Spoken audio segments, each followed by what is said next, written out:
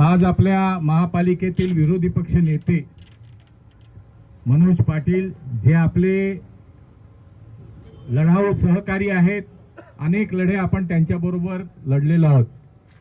शेळके साहेब हे गटनेते आहेत भाजपचे. हे मोठ्या प्रमाणात या महापालिकेत चाललेल्या गैरकारभाराला विरोध करत असतात. बोलायला मनोज पाटील साहेबांना सांगितलंय, पण मी 1 मिनिटच बोलणार आहे, कारण त्यांचं त्या आपल्या विषयावर काय म्हणणं आहे आपल्याला सगळ्यांना ऐकायला यावं आणि त्यांचं आश्वासन आपल्याला मिळावं, कारण महाराष्ट्रात सरकार त्यांचं आहे. आमच्या सगळ्या मागण्या त्या महापालिका संदर्भात आहेत, त्या वेगळ्या त्या आहेतच, परंतु दोनच म्हणजे आमच्या आता 76व्या वर्षी सुद्धा ती मागणी घेऊन आम्ही पुढे जातोय.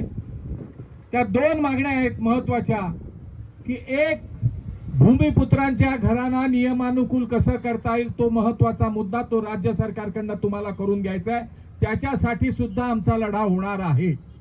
आणि दुसरा मुद्दा आहे की त्या सिडको आराखड्यामध्ये जो नॉन डेव्हलपमेंट झोन, जो ग्रीन झोन किंवा त्याला जो कोण झोन म्हणतात, रेल्वे लाईन पासून 2-3 किलोमीटरच्या पलीकडचा प्लांटेशन झोन, तो झोन सुद्धा पुन्हा स्थापन करा. आणि अर्नाळ्यापासून ग्रामीण पट्टा, समुद्र किनारपट्टीचा जो पट्टा आहे, त्याच्यात ज्या काही ग्रामपंचायती आहेत त्या ग्रामपंचायतींना एक स्वतंत्र प्राधिकरण आम्हाला द्या.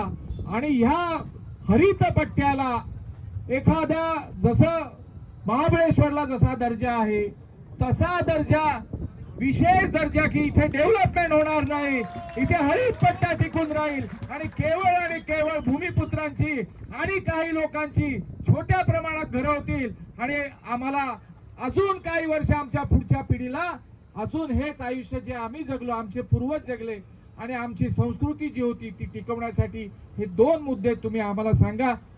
हे आंदोलन झाल्यानंतर ही सुरुवात आहे.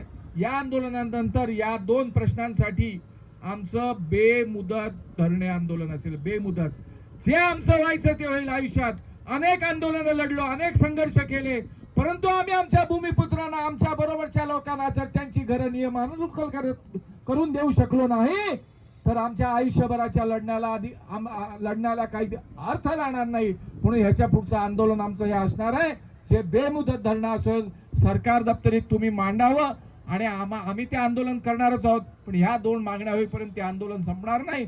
त्याच्याबाबत आपलं मत, आपला काय जे आम्हाला पाठिंबा, तो आपण ह्या स्टेजवरनं आम्हाला जाहीर करावा, अशी तुम्हाला कळकळीची विनंती आहे.